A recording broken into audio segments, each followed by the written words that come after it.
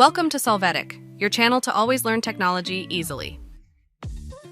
Below in the description, you will find useful links we used in this video.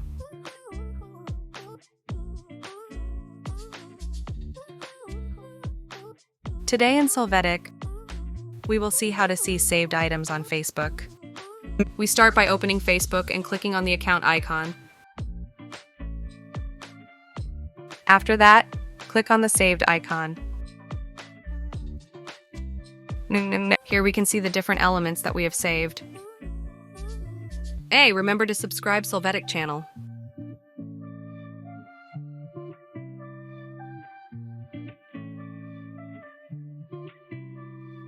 We hope it has been helpful for you.